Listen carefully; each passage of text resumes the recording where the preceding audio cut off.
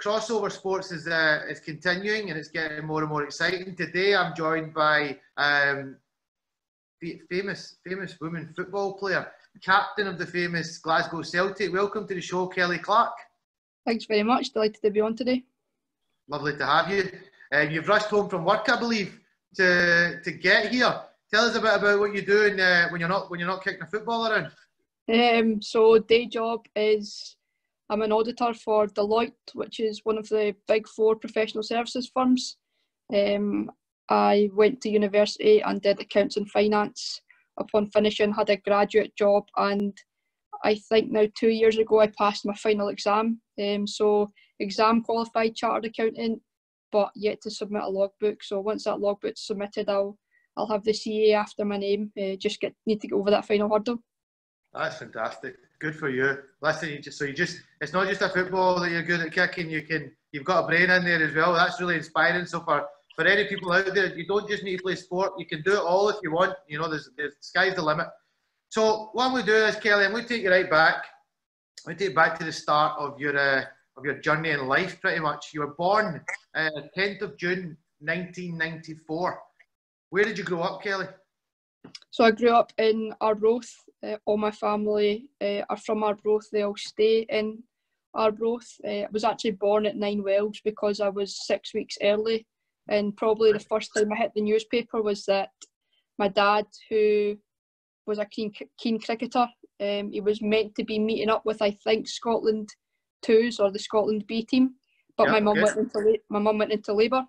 Oh dear. And he had to call out. Yeah. So I think I made the Arbroath Herald at approximately 2 days old because my dad had to pull out of his cricket team, Cricket Scotland trip to assist my mum after my birth. There you go then. So you were already tipped for big things. You were born into sport. I mean, cricket, already in the newspapers. You've been in the newspaper plenty of times since, but that's a cool story. So tell me about your childhood. Tell me, you grew up obviously in Arbroath. You've got any brothers and sisters, and what's the family background? So I've got one brother, Sam, born 4 years after me, so there's 4 years between us. Lived with my mum and dad. Obviously my dad was a big sportsman. He played cricket, he played football for a local pub. We spent a lot of our time at the cricket club in Arbroath on a Saturday whilst he played, which is probably where I originally got into sport. Watching my dad on Saturday. I say watching, but I was probably in the nets or somewhere with a football on a Saturday, and then on a Sunday watching him play for FC Porty, which was a local pub team. He represented one of the two teams that were from the Portcullis pub in Arbroath.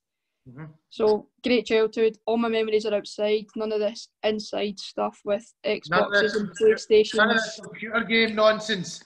Definitely. Absolutely not. That's good to hear because that does my head in with the new generation. You sound like you're I mean, I think you're a bit younger than me by quite a few years, but even still, it's good to hear that you grew up the right way. Get outside, get fresh air, get running about, healthy lifestyle. Really cool to hear about your dad. Obviously my background is I played professional cricket for Scotland, so I can, I'll need to have a chat with your dad one day. It'd be good to meet him off the back of this. I'll get him on the show maybe even and hear about his cricket journeys. So family, all sound like they're really into sport. When did you start? Was it from a young age that you were looking like you could kick a ball pretty well?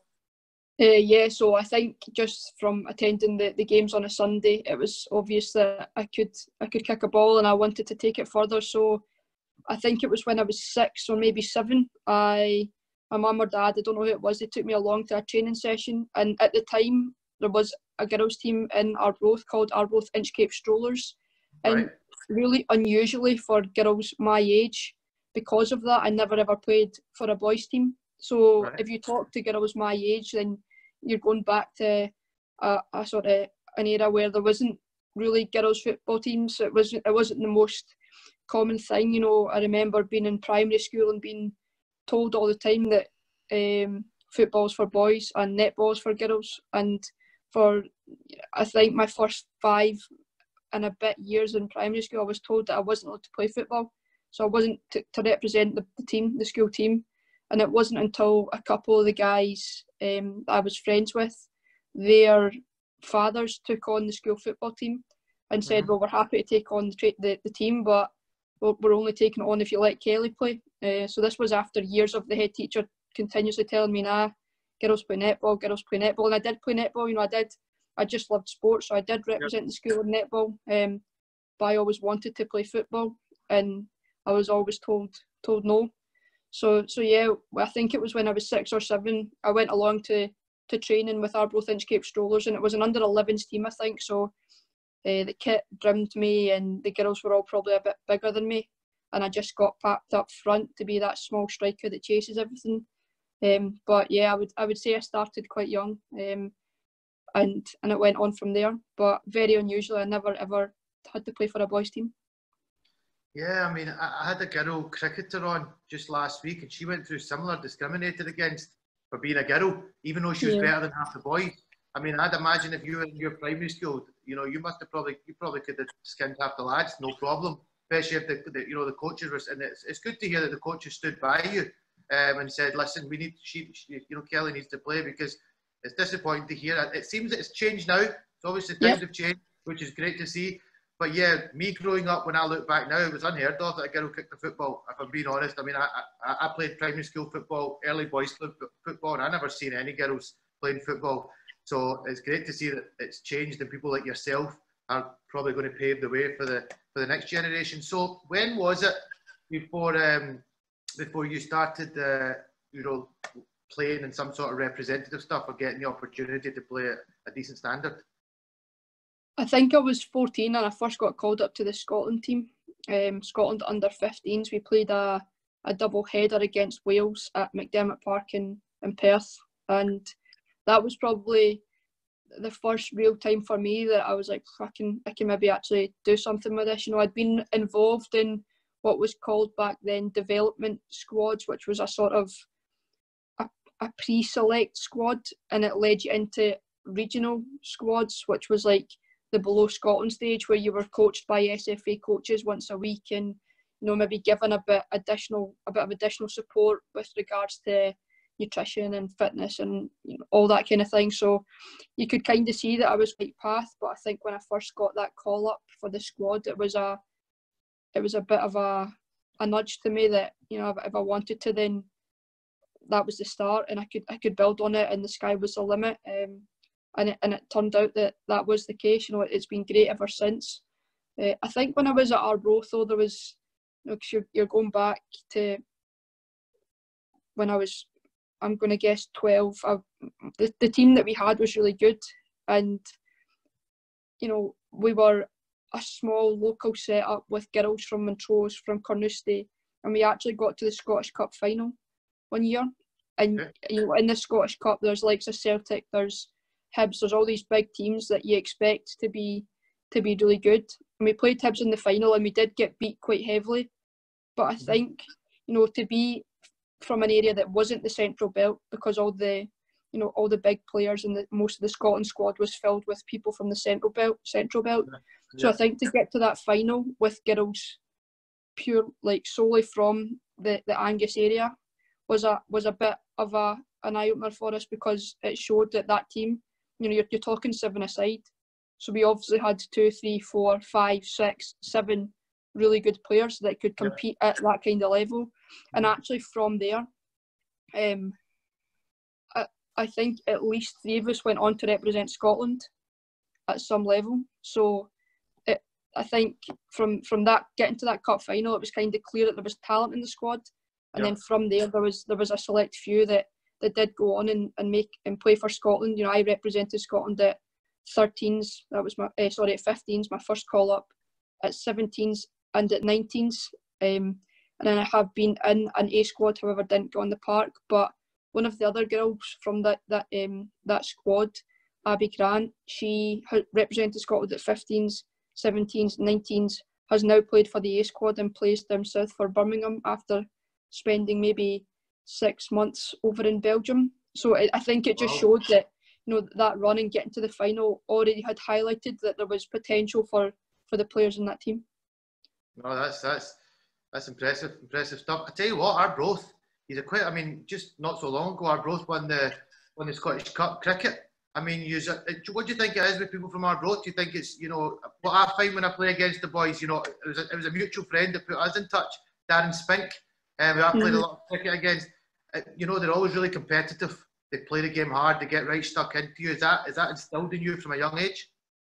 I would say yes, because the Arbroath football team is probably quite similar. They're doing well just now up in the championship, which is the highest I've ever seen them. But I followed them when I was younger, and they were always competitive, even though they were in lower leagues. And I obviously followed the cricket, and I can't ever really remember there being a time where they've been terrible. It's one of these ones where I think when the going gets tough, the people in Arbroath really get going and roll up the sleeves, and they might get beat, but they'll not get beat without a fight. And maybe it is just the way of the town. I've never really thought about it like that before, but you are probably right, because like I say, I can always, I've got so many memories of them being beat, but none of them are pushovers. It's always a roll up the sleeves and, well, you might beat us, but we're going to make it really hard. So yeah, maybe that is something to do with it. It's probably got something to do with being a small town as well. You always know that you've got to prove yourself, so you're ready for the challenge. I.e., when you were saying you're coming up against the Celtics, the Hearts and the Hibs, you knew you're up against it. So you mentally prepare yourself for the challenge. So that's really, really interesting to hear. So your first team that you properly played for was Arbroath. What age were you when you left Arbroath? Could you move on to play for Forfar eventually? Yeah, so I'm saying that it was a great opportunity that there was a team in Arbroath for me when I first wanted to play football, but the unfortunate thing was it didn't have a player pathway right up to a first team. Right, okay. So I got to the age of 15, and there wasn't a team above me, that I could move up to, and I had to move on. Forfar was naturally the closest team. They were represented in the top division of women's football at the time, the Scottish Women's Premier League, and they have an absolutely great player pathway up at Forfar. You really can't fault them for another small town. Forfar start, and they still do start at mini kickers, and it goes right up to. They used to have 3 ladies teams in 3 different levels. So there was Premier League, whatever league below that, and then an even lesser league. And it was obviously like, we take this seriously. We're good, but we don't want to take it too seriously, and we're all right, and we're just here for a laugh, So the Forfar had such a great pathway, and it was 20 minutes up the road. I could get on the bus after school and be at training. So I went from Arbroath to Forfar at 15, and Forfar were great to me. When I don't even think I'd been there for maybe 3 months, and one of their starters in their first team got injured whilst representing Scotland. She actually put in I think it was against Holland in the European Championship, in the Euro finals for her age group. She put in a block and did her ACL, which is an injury that females suffer from, or are more likely to do. And they called me up at the age of 15. They called me into the first team because I'd been doing well for their under-17s. We'd had meetings when I signed, I'm pretty sure, and they had always said that play for the 17s, but I used to train with the first team, and we'll try and get you up and sort of drip feed you in, get used to it, because the aim was I will eventually play for them. But it kind of all happened really fast. And I was only 15 when I made my debut in the Women's Premier League. What was that like? Were you, who was it against? Were you nervous? Did you have much time to think about it, really, or were you just chucked in the deep end, it sounds like? I really can't remember the week before it, but I think I was warned, and it was against Dundee United, which at the time was a local derby, and it was such a feisty match. It was such a hard match. I remember thinking, oh my goodness, the tackles are going to be flying in. They make them tough in Dundee. They don't make them soft down. No, exactly. So it was the derby. They were the 2 local teams in the top division, and I remember being so nervous, and there was names flying about the changing room, or she's so dirty and she's this and she's that, and I was just terrified. I was so young. And you're a centre half. You're a centre half at this point. That's what I didn't mention that you started your career as a centre half. So you're playing in a position where you need to front up and be strong. I think I was put at fullback. I think that's where I was. I did start at centre half, but I'm pretty sure they pushed me out to fullback this game. And honestly, I actually played well from what I remember, and I stayed at the first team after that, so I must have done okay. After that first game, I basically, so the Premier League played on and still play on a Sunday, but the under-17s up in the North region play on a Saturday. So for a while I was actually playing Saturday with the 17s and Sunday with the first team. It used to... Was it happy for you to do that? Because obviously if you're an important factor in the first team, or did that slowly start to stop, because I don't want you getting injured, I'd imagine, on a Saturday? Yeah, so it did. And towards the end of the season, I think I was a bit upset about it at the time because the 17s was all my friends. Yeah. But obviously, looking back, it was ridiculous that I was upset. I could still see my friends when I arrived at training and play for the first team. So it maybe was a bit silly. I think the only time that I got to play for the 17s and was rested on the Sunday was we got to a cup final. And we did go on and win it against Aberdeen, up in Aberdeen.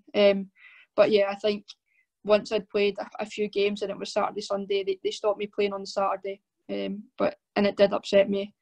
Other than that cup final, which was a great day. But I mean, looking back, so I'd still class myself as quite young, and I've been playing in the league for 11 years, so it's a bit mental. But it's all down to Forfar, and giving me that opportunity and trusting me from such a young age. I was maybe technically good enough to be playing, but I definitely wasn't physically there. And them throwing me in and giving me that chance so young probably helped me develop physically at such a young age and made me ready for the Premier League, so it was great from them. But yeah, it was nerve-wracking, and I've got great memories of playing with Forfar, beating Celtic being one of them. Well, that probably got you, I'd imagine you probably got noticed that day then when you beat Celtic, because it's time to go on to the next chapter. 2013 you put pen to paper and you signed for the famous Glasgow Celtic. What's your, I don't know, has your family got keen interest in football? Are you Celtic people from your background? So the family support. Tell me all about that. Must have been such a proud moment. Well, they'd come calling a few years earlier, and I was dying to sign. Obviously, when a name like Celtic comes for you, you think, I'm doing that. Yep. But I was very quickly brought back down to earth by my parents, who always instilled in me that education was important, and I was still at school, and training was at Lennoxtown, which is probably a 2-hour drive from Arbroath. And it was 2 nights a week, and it was 8 to 10, and it would have just been ridiculous, to be honest. So no matter how much I tried, when I first got asked, I was told that it absolutely wasn't possible. My mum and dad both worked full time, and by this point they'd separated. So, it just wasn't possible at all. So I kind of had to say thanks, but I can't right now. And then a few years later, I moved to Stirling University to do accounts and finance. Yeah. I was actually part of the National Performance Centre, which is an SFA set up performance centre for all their, I'm going to say future stars, but it's for people who, want to go through education, are also got a potential in football, and the SFA want to invest a bit more in. Mm-hmm. So I went there. I went to Stirling University to attend the National Performance Centre, and at that point it obviously became hard to travel to Forfar. So from saying no to Celtic a few years prior and it being hard to travel to Glasgow, it sort of roles reversed, and Celtic came calling again, and it felt like the right thing to do at that time. So did you have a driver's license yet? Did you have a driver's license yet by that point?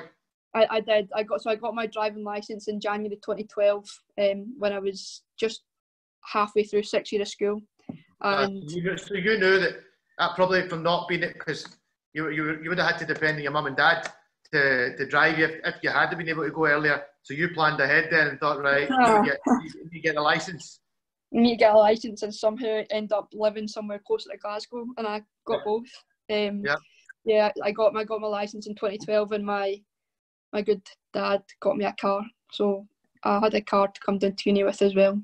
And yeah, Celtic. That was that. I met with them a couple of times, and I had some close friends that played for Celtic at the time as well. So obviously that helped and made the transition easy. But in terms of family, my dad has always been and will always be a big Arbroath fan. So when I was younger, I was a season ticket holder at Gayfield, and all the different weathers that you experience at Gayfield, I would go wrapped up with a hat on, a big jacket on, and I'd stand beside my dad and watch Arbroath play. So in terms of close family, my mum, Man United fan, my dad, Arbroath fan. So for my dad... Is your mum from down? Is your mum from down that way, or...? No, my mum's from Arbroath as well. She just likes Man United. I don't even know why. I support Man United as well, and I'm from Glasgow, so I suppose you can do it if you want to. That's the thing. Glaswegians always seem to be, or Scottish people tend to be Liverpool or Manchester United, I find. So, what age were you when you did put the pen to paper? Were you 19? Were you 18? Were you 19 at that point when you signed? It was January 13th, so I was 18 and a half. I'd been down at uni for 6 months or so. Right, okay. Because we play summer football, so our season runs from, or who knows where it's going to run from just now, but our season is meant to run from March to sort of the end of October. Right. So then our off-season transfer time is from, I think it's the end of November through to the start of the next season is when we can change club. Right. So that's why it was. That's obviously all up in limbo right now. All of that's out the window just now with current times we're living through. Nobody knows what's happening. I take it you've just been sent a memo from Celtic just saying we'll update you as you get the odd update just saying right, we'll let you know when Nicola Sturgeon announces something else, and we'll find out if we're getting closer to playing. You starting to get a bit of cabin fever now? Yes and no. I've obviously not stopped really. Our season had just started. It's just been, trying to keep yourself fit. So 6 times a week really, I'm doing some form of exercise. What are you doing with yourself? Running, but I'm actually quite unfortunate in that there's all the pitches round about me are AstroTurf. Right. So I'm currently running, I don't know if you know the area, but I'm currently running in Croy train station car park, right, which usually holds about 600 cars every day from people commuting into Glasgow, and right now it's empty every day. So it's the flattest bit of area that I can find that is suitable for running on. So if anyone's watching and wants an autograph, just pop down to Croy car park and you'll find Kelly Clark doing a sprint down there. That's so is that like a concrete you're running on? Is that I mean, how are you finding that? Is that okay on the old knees? Well, not the road yet, but are you finding that okay? Finding that okay? It's not too. See, because we play on AstroTurf, I'm maybe used to harder surfaces than grass. It's not great, and I think to start with it was more my back, the lower back that felt it. Yeah. But it's just one of these ones, taking it easy when I feel sore, and upping it a bit when I feel less sore. There are some running routes that I can go on that aren't so bad, so I try and mix it up a bit and not do the same stuff over and over or run in the same place over and over. But anytime it's a shuttle or anything similar, then it's over at the car park. And what about like strengthening stuff? Obviously you've got no access to a gym right now, so you just home gymming, and what kind of stuff you do with yourself to keep fit? Yeah, so there's been a lot of HIIT sessions and similar MetaFits, that kind of thing. So usually the sessions are a run outside of some sort, whether it's, some of them are a bit longer, obviously depends on the type of session that it's meant to be, whether it's high speed or more endurance. So there are sessions where it's a bit of running outside and inside, and a HIIT session type thing. So it's a good mix. It's just not really kicking a football. Yeah, and also you're used to being around the other girls and having a bit of banter, and must be quite hard to get yourself up to go and do it when you're not going to see 20 other girls. And it's so much. I always find it's so much easier to keep fit when you can catch up with some people and do it together. Yeah, no, I feel like it either you feel fitter or the run feels easier. It's one of the two. But when you're there and everybody's there, and you know, you kind of just as a group set a pace and all stick to it. And I think that's what's really hard when you're yourself, and you know, and you sometimes come in disappointed because it's like, well, I probably could have done that faster if there was 15 girls round about me and we were all doing it, but I felt knackered, and I felt knackered, and I don't feel like voices are in the head saying you're tired, Kelly. You want to just go up the road now. Whereas if you've got teammate here and teammate there, and they're just that bit ahead of you, you're pushing yourself to, you know, you've got to keep up. Especially now, going back to Celtic. You obviously they were obviously keen to have you, as you've mentioned, for quite a while. So they held you in high regard, and you pretty much went in and took the armband, because I mean you've been captain now of Celtic for 7 seasons. I mean, that's incredible. So you know, talking to you, how quickly did that happen? How long were you at the club before they said, right, we want you to do it? I always get asked this question, and it's so bad that I really can't remember. I can't even remember the manager talking to me about it. So I think it was kind of when I went, there was a few older players, like say Gemma Fay, ex-Scotland captain, Rhonda Jones again, ex-internationalist, Suzanne Grant, and it was almost like a bit of a transition. They were coming at the end. They were coming at the end of their careers.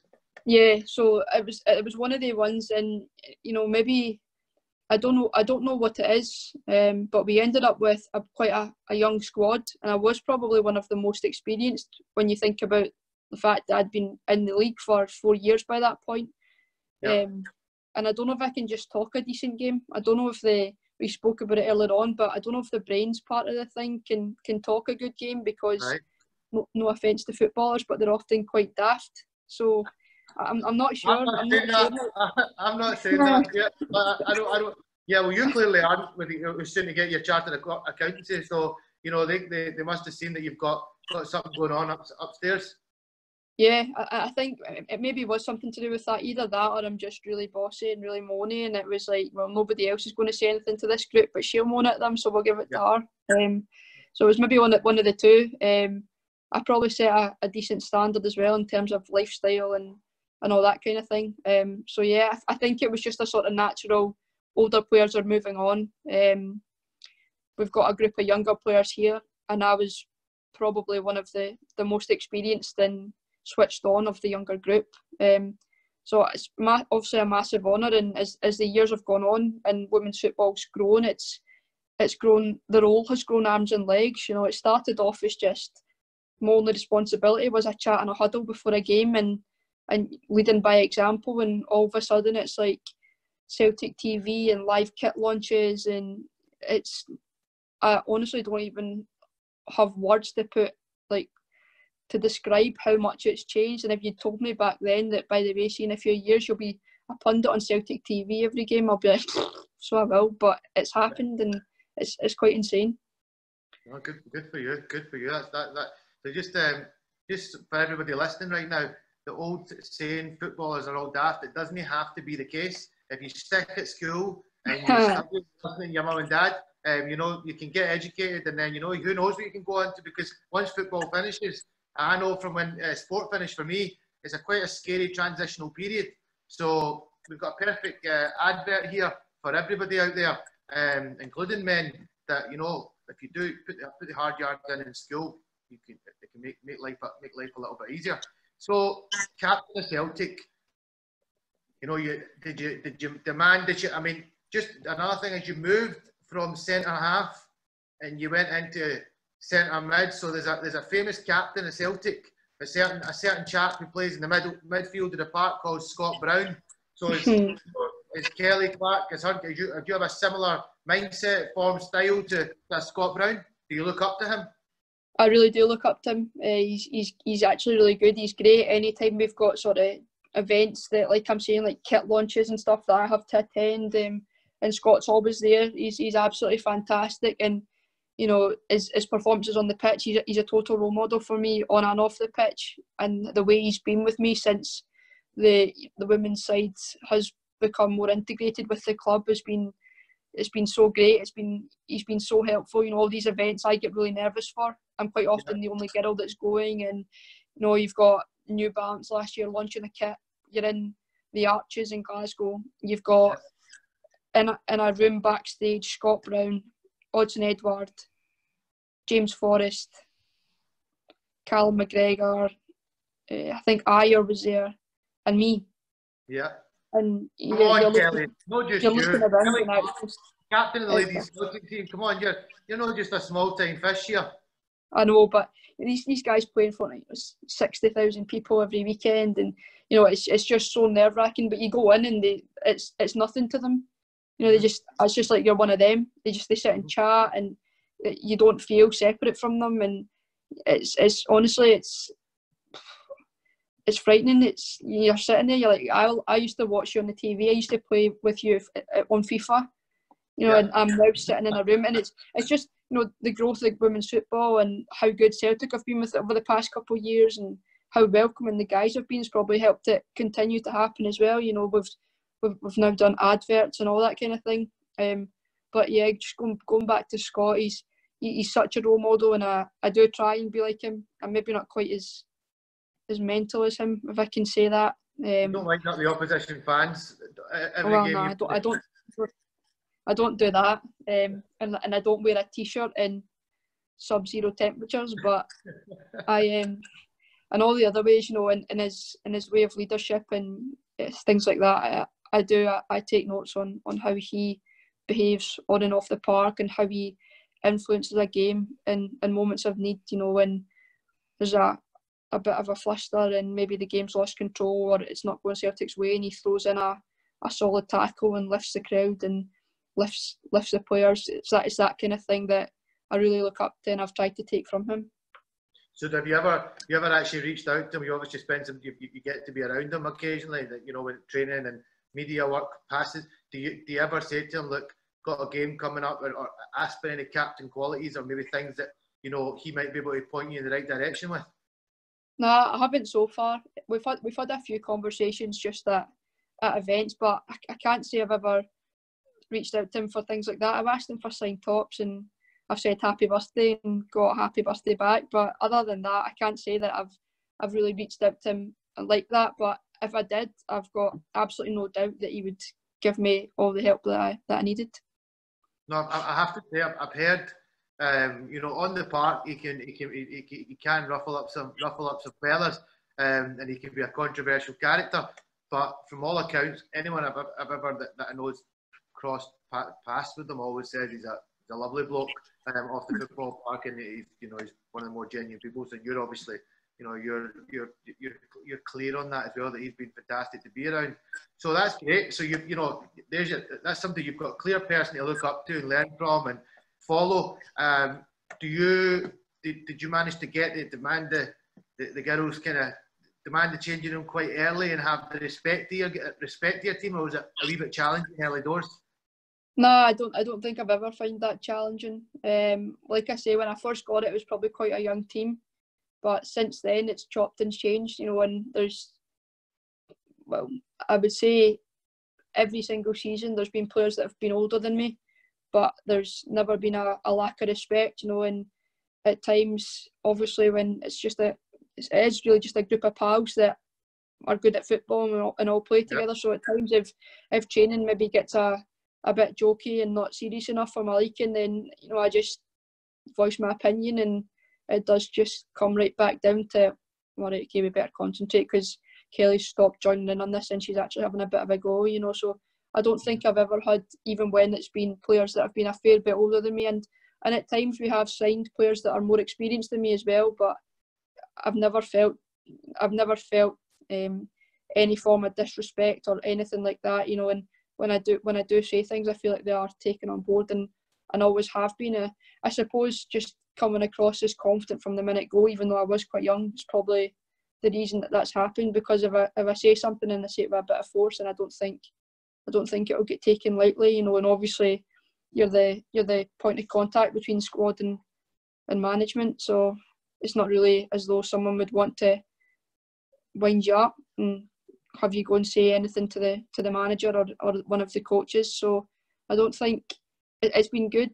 It's really enjoyable, and you know, all the younger players are scared of me, like the youth academy players. Listen, I'm scared of you. I'm scared of you. I'm just sitting here like sitting thinking, we don't want to get on the wrong side. We don't want to get on the wrong side. You know, but it sounds like it sounds like it's not like you just sound like you've always known you respect the game. I think it's important that you respect the game, and it's good to have fun. But sometimes I know what you mean. You know, training can become a bit. Some days having a bit too much of a laugh, and they're interfering. Yeah. You know, a couple of the other girls are starting to lose focus a little bit. You need somebody like yourself. You know, the characters talk about in football, the best of it are, you know, the Roy Keanes at Manchester United, Scott Brown at Celtic. These kind of people, they've always demand. They don't like to see their team starting to push the boundaries too much.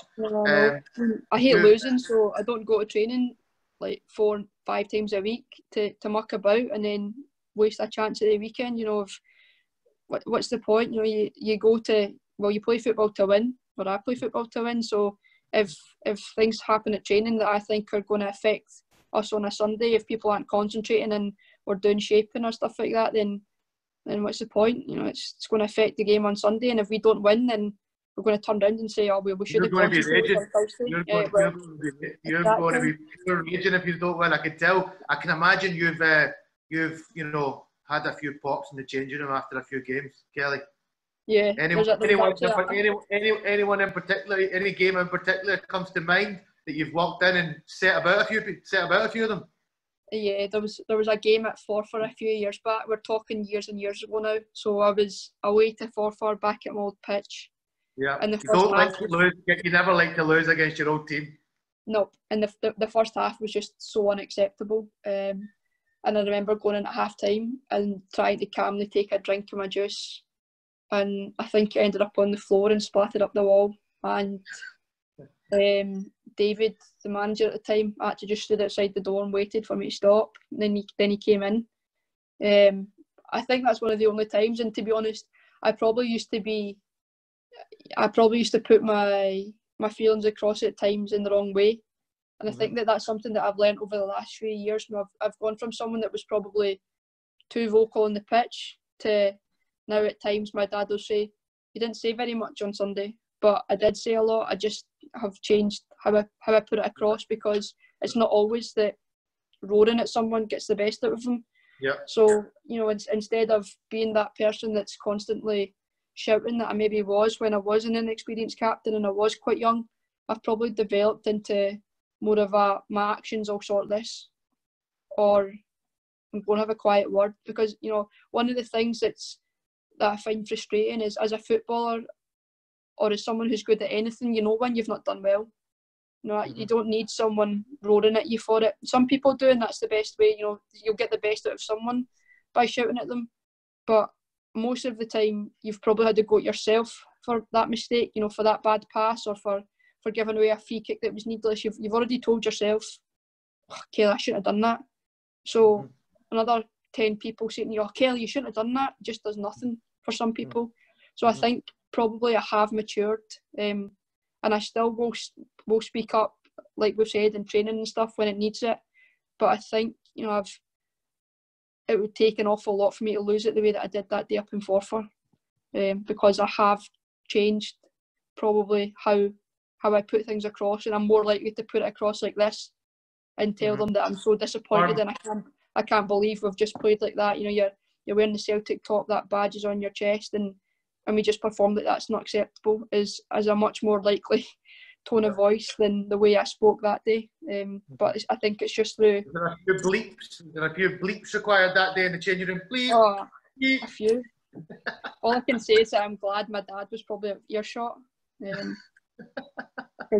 My language is something that he still has a go at me for. You can hear him if you're my parents are the same. I'm one of them. Cannot swear in front of my parents. I'll get a clip round the ear. And I've done it a few times in a sporting field when they've been in the ground, and it doesn't matter if when I was 30 or when I was 15, I'll get pulled up. So I know that I'm not the only one. No, you're definitely not the only one. Look, I think it's a good thing. I don't think we should be, you know, it's not a good thing to swear and swearing at people is always going to. It's just passion, and I can tell you that I captained, you know, like Scotland A team and stuff like that, and I used to feel that my own passion and the drive to win, I could swear or say things to people that, and then as I got older, you start to think, if somebody spoke to me like that, how would I react to it? So you know, it's interesting to hear you say that. It comes with age that you start to adjust things. So, you know, Celtic-wise, you went on. You've now played, so you've captained Celtic for 7 seasons, which I found really impressive. But I think it's clear to see why you've captained Celtic for 7 seasons. You look really clear on what you want and what you expect from your players. How many managers have you worked with in that time? So 3 plus a sort of interim stage where one left and another one hadn't been appointed yet. So we'll say 4. Yeah. 4 managers. Started with David Haley, who's actually still at the club and is now an assistant coach with us. When David left, Edward Gallagher took on for a while. Then Eddie Black, and now Fran Alonso. So yeah, 4. And how have you got on with all of them? That's quite you know, different. I'd imagine all different characters. Yeah, well, Fran, the current one's Spanish, so he's a very, very different character. But I've got on with them all great. You know, it was obviously when Edward and then Eddie came in, I already knew the 2 of them. So when Fran came in, it was a bit nerve-wracking for me, you know, because our squad have now gone professional and there are some professionals in it. But because of my day job, I've stayed as I'm going to say an amateur, and I train at night with the girls, so the girls train day and night. But because of my day job, how many have got contracts now? Maybe 12. That's pretty good. Yeah, so it's good. When does it started that girls started getting contracts? January, yeah. Just this year? Yeah, this year's the first year. Up until January 2020, like, just, you know, there was no full-time contracts. Wow. Amateur. The league is actually still, I think they probably call it a semi-professional league now.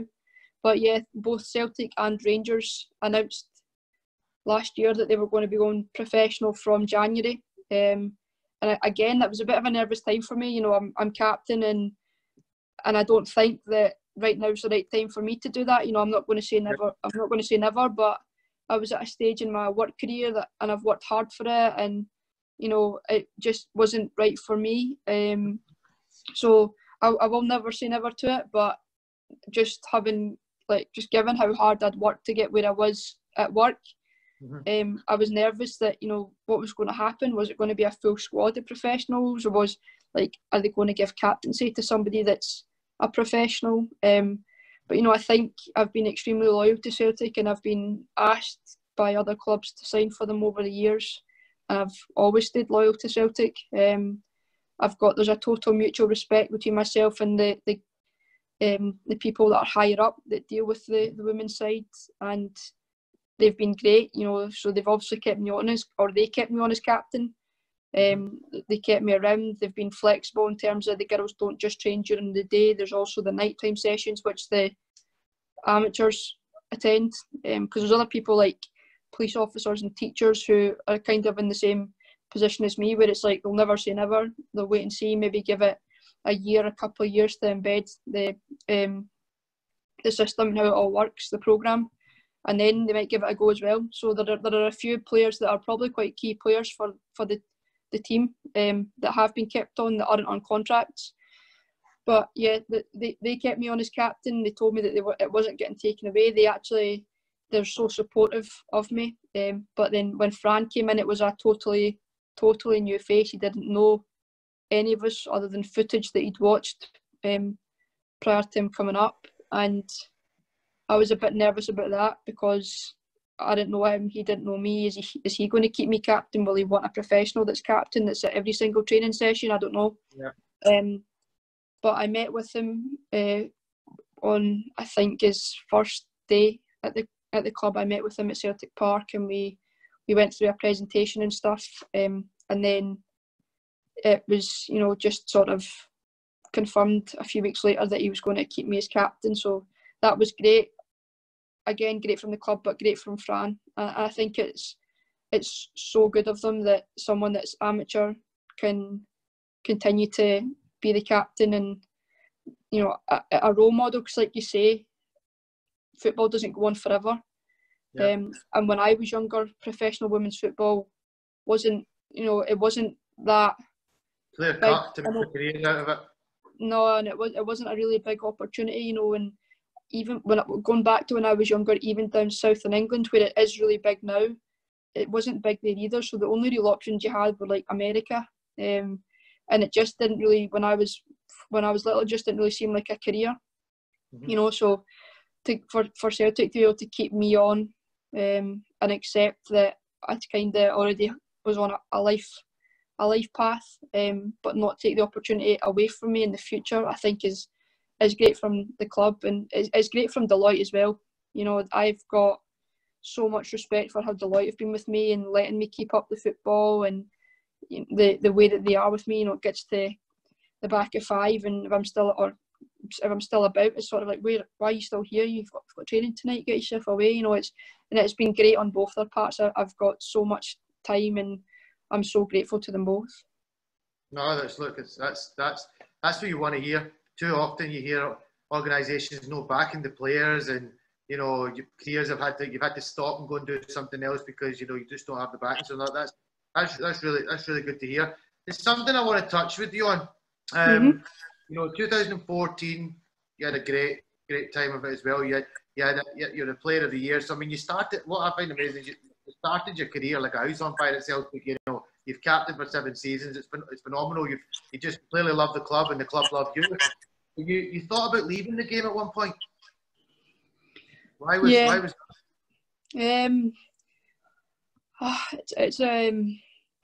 It was all quite hard, to be honest. So I was obviously, like I've already touched on, I went to the National Performance Centre at Stirling Uni, and the schedule was really heavy on top of club training.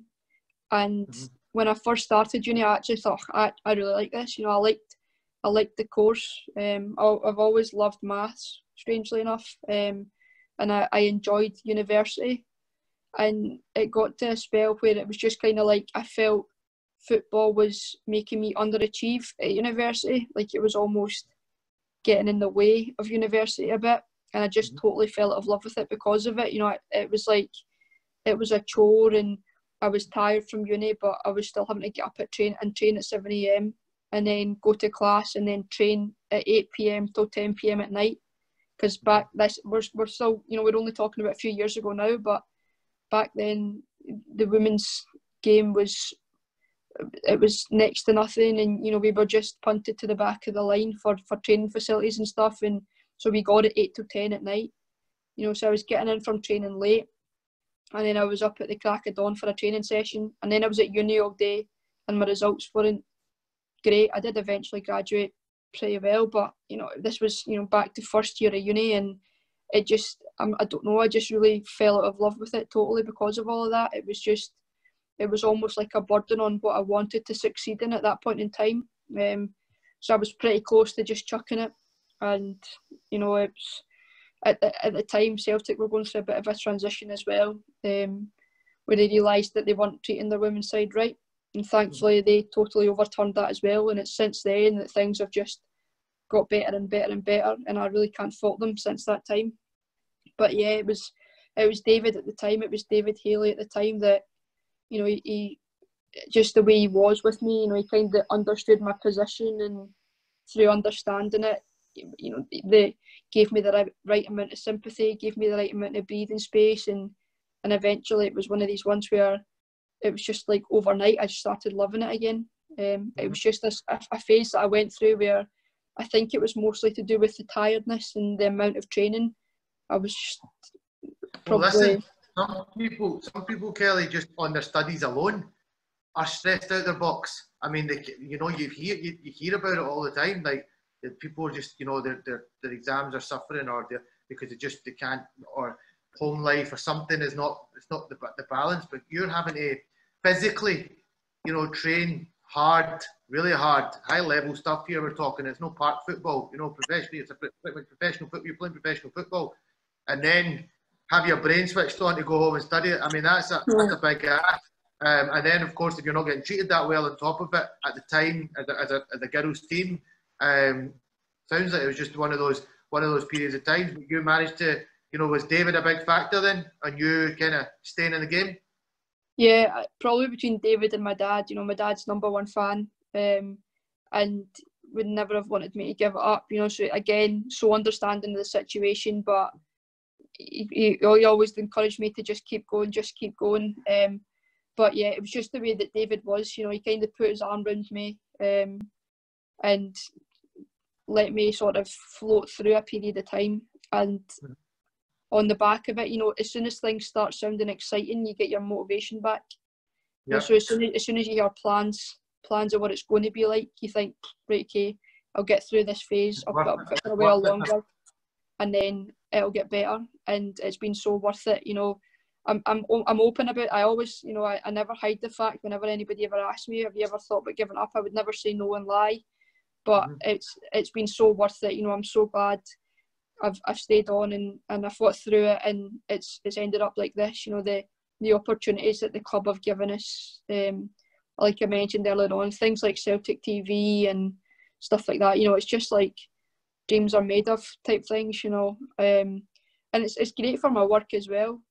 Talking at live events or talking live on TV and things like that, then it's skills that transfer over to the workplace. So not only is it a great opportunity and a great way to grow the women's game, it's also good professionally for me as well.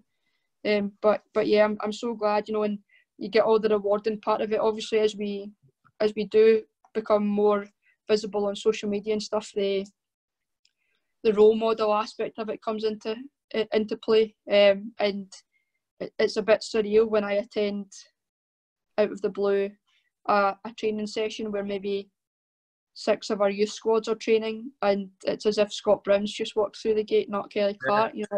So it's that kind of moment that you kind of look back and think, I can't at this moment in time, I can't even remember that point where I wanted to give up, because this is unbelievable.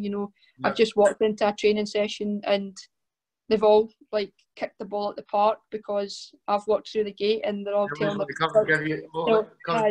pals, here's that Kelly Clark. Because Kelly Clark just turned up to training. It's surreal. Yeah, I think that's the best part of it all for me. The best part about being captain is absolutely when you turn up to a training session or anything to do with the kids stuff, the youth stuff, and their faces all drop and they all want pictures, but they're too shy to come and ask. So it takes a parent, Kelly, could they get a picture? And yeah, of course you can, and then you get a bit of a chat with them, and it's so rewarding. Big smiles just looking at you, like they want to be where they obviously want to be. That's what they and without. No, but that's you're right. That's what I can imagine. That must just make it so worthwhile for you, And then if some of these kids go on to do something with their lives, and you've been a role model, that's fantastic. That's what you. I mean, do you get on well with kids? Do you see yourself coaching the game at some point? Maybe when your playing days come to an end. I could. I went over to the States with Celtic a couple of years back and coached in Texas and in Oklahoma, just through the soccer academy. So there's a partner club over there. There's one in Texas who are massive fans of the women's side. They've got a big women's setup, and they actually requested that myself and one of the other female or one of the other women's players went over. So I got the opportunity, just the way that it landed. I got the opportunity. So I have done it, and I do absolutely love kids. Yeah. But I do also find it very, very difficult to teach someone how to kick a ball when all they want to do is run and scream and jump and shout and eat and not play football. So it's one of these ones where, as much as I do, you just want them to win. I want you to get that ball, get it passed down that wing, get them running up the right, get it tucked out of the middle, get that ball in the back of the net. Enough of your nonsense. No, exactly. I do. I find that's what I was going to say. Is I find it easier coaching once they get to 14, 15, so even though they're more difficult, probably. In terms of they'll give you a mood, they're at least working towards winning a game of football. Whereas when you go down to the kids that won't give you a mood but just want to run and jump and shout and play, it's all about teaching the kick a ball. So yeah, I do. I've not done that much coaching. To be honest, I would much rather just still go along and be a fan, I think, than coach. Just you go and watch. You go and watch the. You've been doing some. You've also doing some pundit work now as well. But do you go and watch the Celtic men often? Do you go to Parkhead often and watch the games? Yeah, so we've got an executive box. It's for the women's side. Nice. So pretty much go to every game. You start getting a bit better, and you start getting treated a bit better. That's exactly what that was. So that's that was one of the pros. That was one of the things that we got. Was I can't remember how long ago now, but we're talking a few years back, because I've seen PSG come and Barcelona, I think, as well come. So it's Man City. So that's Champions League days a few years ago.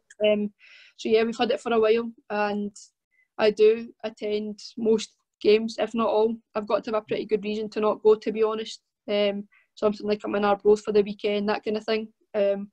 Or sometimes, obviously, the games are on Thursday night, and that's one of my training nights.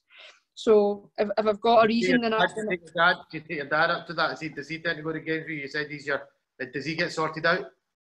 He's been to a few games, but he would rather go and watch Arbroath play. I got him tickets for.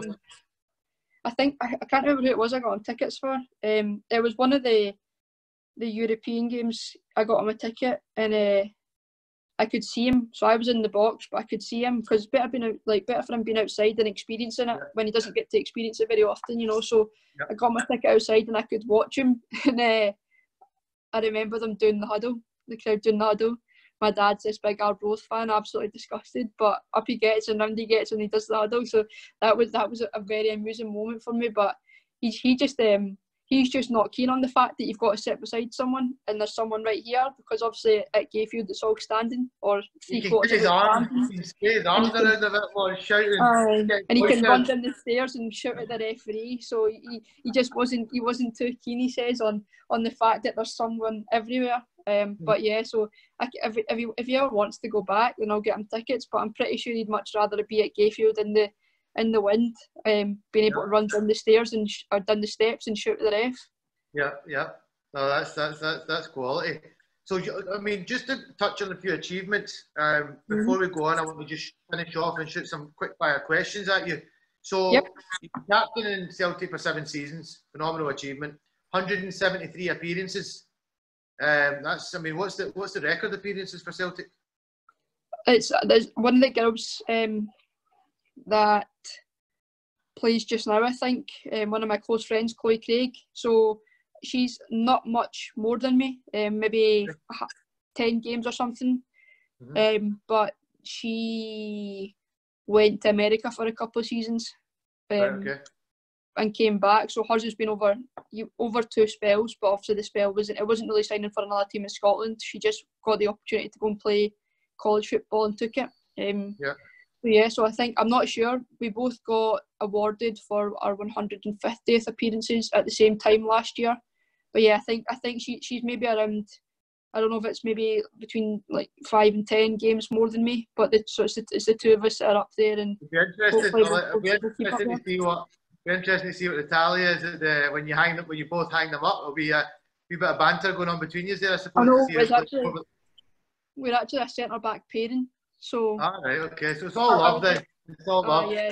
Nah, it absolutely is. I would like to see us, stay at that same gap, because it means the two of us have played beside each other every game. Yeah, no, that'd be quality. You've made 2 League Cup finals in your time. Unfortunately, you've come off the losing end of the result. Who did you lose to? Who did you play in both finals? Both finals, it was against Hibs. One of them was a heavy defeat and was probably one of my lowest days as a player. And the other one, I don't know the score. Maybe it was 3-1. But since then, we've beat Hibs in the league last year. So we went through a phase a few years where we just mentally couldn't do it. We couldn't beat them.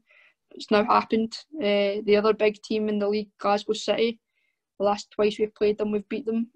Before we beat them at the end of last season, they hadn't been beaten for something like 3 years in the league. Okay. So on the up, we beat them on the first, I think it was the first league game of the season this year, before coronavirus put everything to a stop. So I'm just getting the date for you. Looks like Friday the 21st of February it was. We played them, probably should have been off. Miserable night, East Kilbride, K Park. And it was 0-0 half time. Mm-hmm. Just after half time, maybe like 46 minutes, they scored 1-0. Gutted. Right. Poor goal to lose from a corner and bouncing about, and it was frustrating.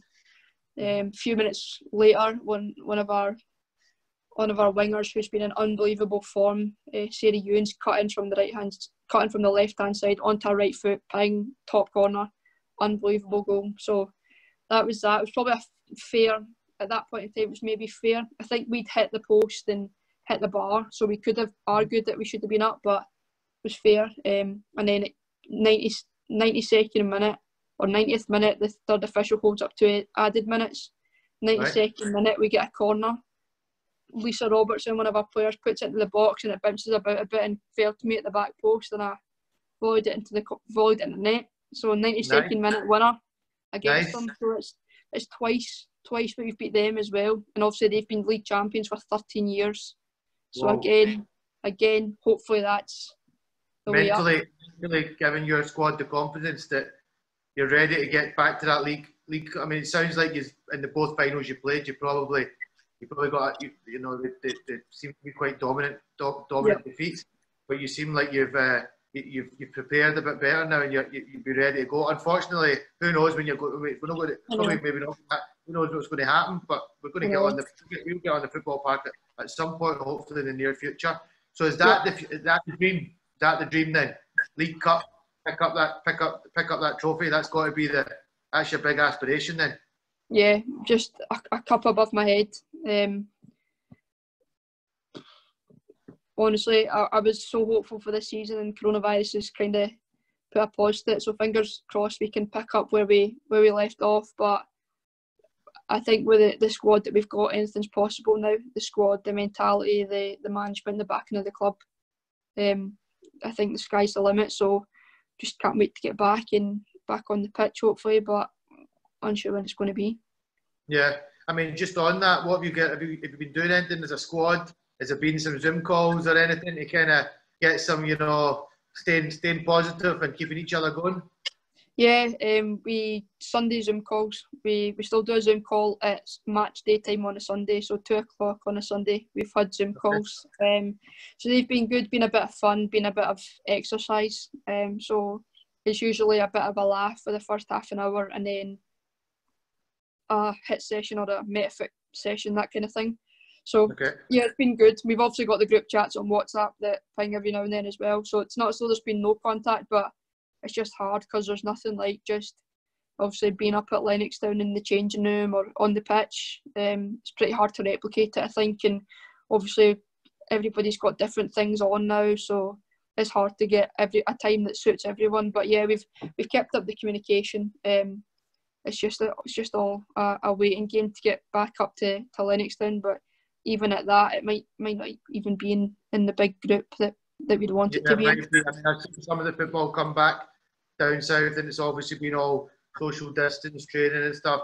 So I mean, you're not going to be playing games anytime soon. I wouldn't have thought, but you'd probably take that, wouldn't it? Even if you got to go and see 3 or 4 of the girls in a training session, I'm sure you'd enjoy that a bit better than Croy train station. Well, there's no comparison there. Absolutely no comparison. To be fair, I'd take. There's going to be a crowd, but I put this out there. There's going to be a wee crowd coming out to see all these girls that are, look up to you. You're going to be getting a wee crowd. It'd be like a Rocky moment. You running down Croy Park with 50 wee girls running after you. Oh man, no, hopefully not. So I'm going to finish with some quick fire questions. Yep. Don't want you to overthink it too much. So, who's your favourite football player of all time? I'm going to say Scott Brown now. Okay. Okay. Good answer. What's your fondest memory in a football park? That 92nd minute goal. That does nice. Who's the biggest joker in the Celtic team and why? I mean, what kind of antics we talking? Oh, I would need to pull up a squad list. Who's the biggest joker? Chloe Craig's up there. Kiva Keenan's up there. There's probably a few of them. What kind of stuff? What do you get up to? What are the old pranks that are? What tends to happen? Is it changing room? Is it changing room pranks? Is it when you're away and on the bus and away? What kind of stuff? What kind of stuff happens? Mainly changing room pranks. Chloe Craig's partially planning a fright and having the whole changing room video it from all different angles. So she's up there. Rachel Neil's up there as well. There's a few of them. But yeah, I'd probably say Craigie tries to be the biggest one. So does Craigie the one that you occasionally need to just say wind your neck in and get? Does that happen occasionally? Craig, actually no, because on the pitch she's a totally different person.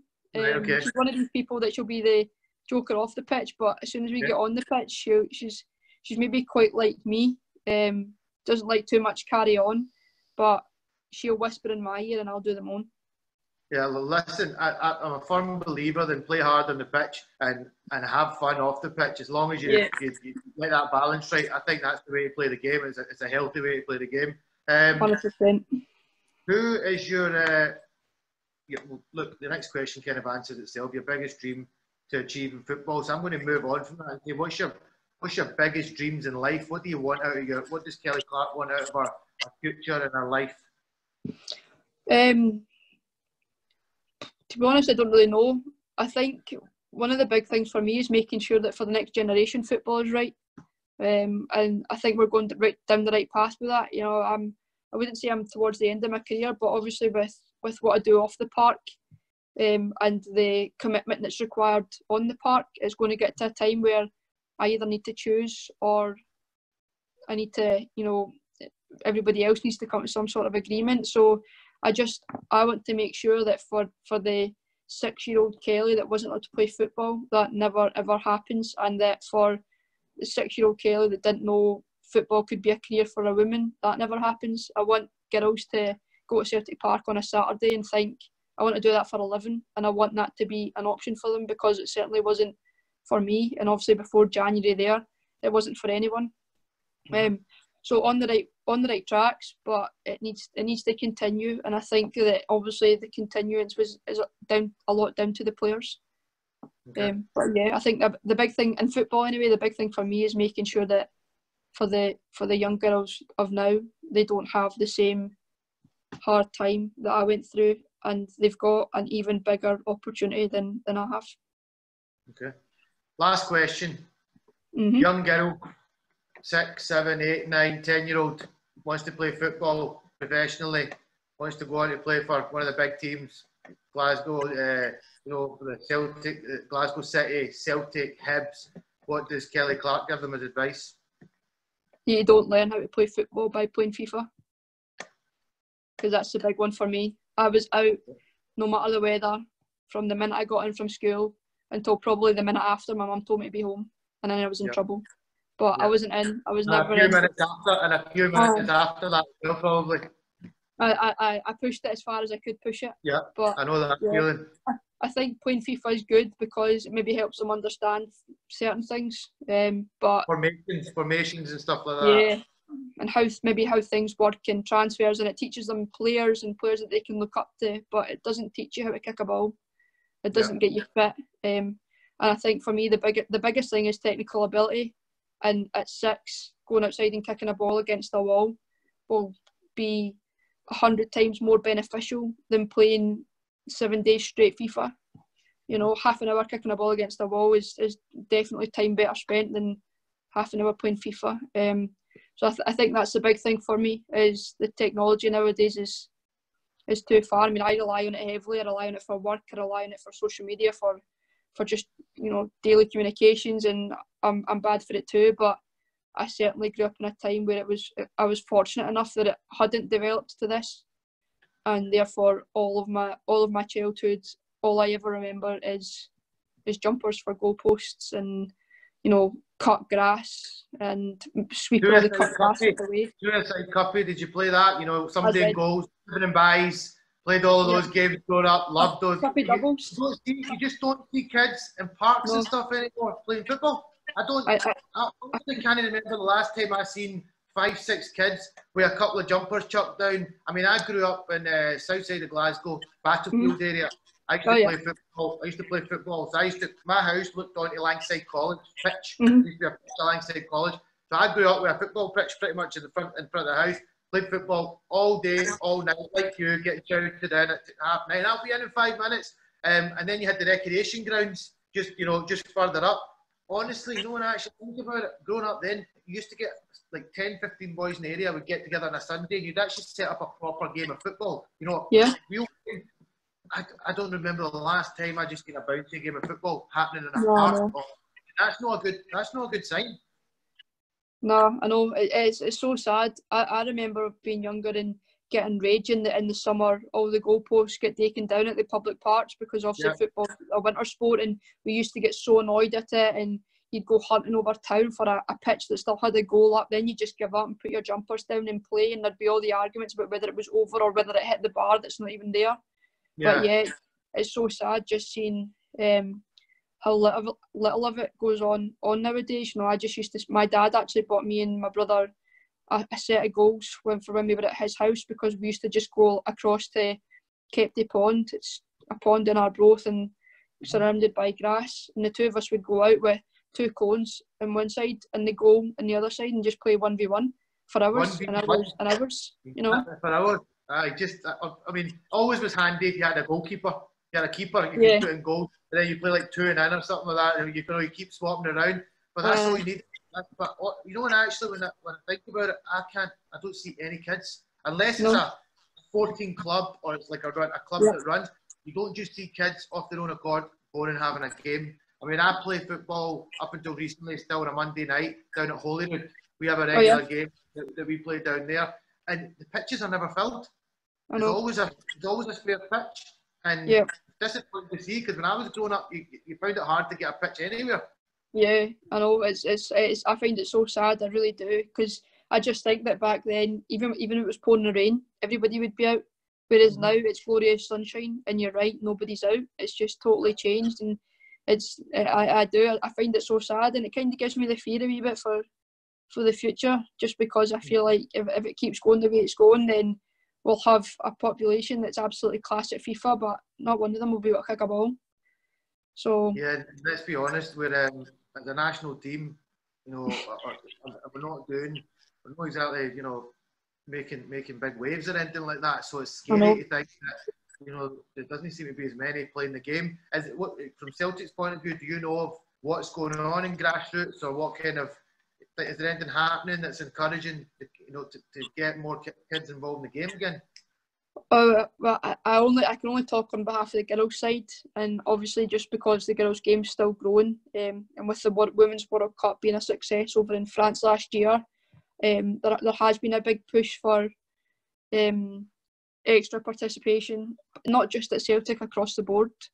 I think it had grown before coronavirus, it had grown after the World Cup, like I said, because the World Cup was such a good success. So I can speak in terms of women's football, and I do think there is still a real push to get girls involved at a younger age. And and that, when I go back to the thing about social media and about us being visible, maybe, I don't know how long I've been doing Celtic TV but maybe a year ago when I wasn't doing it, a lot of girls, Celtic fans, didn't even know that there was a women's setup that they could come along and try out for and play for, and then potentially play in the first team. So I hope that that's no good. I need to improve, obviously, if you're going to attract more women to the game. Exactly. So things like the Celtic TV and all the events and the social media, and we're so much more visible now. So I think that all of that, put together, I'm pretty sure that over the past 12 months before coronavirus, I think growth in girls football did grow. But it is for the women's side, it is just about visibility and letting girls know that there is teams, especially maybe in more remote areas, or where social media is not such a big thing, and maybe some people don't have as free access to phones and whatnot to go on social media. So I think it's a massive thing in the women's side, is just making sure that girls know that it's an option for them. But for the guys, I don't know. There's 60,000 people go and watch Celtic and Rangers every weekend, so you'd like to think that they can keep attracting players Yeah. and young boys, and the ones but that argue that. as long as they get out and play and don't go home and play FIFA. Well, that's the thing. That is the thing. But I don't know what you do about that. As a parent, I would make sure that it was outside, especially in good weather. Get yourself out in the back garden and go and kick the ball out there. Don't tuck a few goals away outside. Show me you can do it on instead of with your fingers.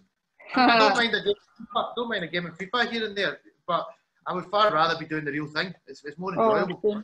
Yeah, definitely. I'm the same. I got a PlayStation at the start of the lockdown because I didn't know what I was going to do with myself. So did that. Playing online, and I got bored of it after about 2-3 weeks. After about a month, I was like, mine's just now used to watch Netflix. You should have had a girl. You should have had. Did you have a tournament between the lot of you? Nah, we actually probably should have done that, but a lot of them haven't even got one. Right, so I don't know what they've been doing, but a lot of them haven't even got one. So I don't even know how many of us we could get involved. But it's maybe something that I can suggest for one of these next Sundays. Call out Scott Brown. I'm sure he plays a game of FIFA. Oh, I'll get beat though. No, I reckon you could take him. I'm rubbish. Used to against each other. Somebody would I don't really need to keep a safe distance from the two of you. Listen, it's been honestly, I've never spoken to you before coming on here today. And my good pal Spinky got in touch, Darren Spink of Arbroath, and played a bit of football himself. Spinky, good player as well. And he said, well, look, I think it would be really cool to get Kelly Clark on. She's an awesome girl, and you've been brilliant. I'm probably going to look to get this out kind of pretty soon, and get a really good response. And thank you very much for your time. Thanks for having me. It's been a pleasure.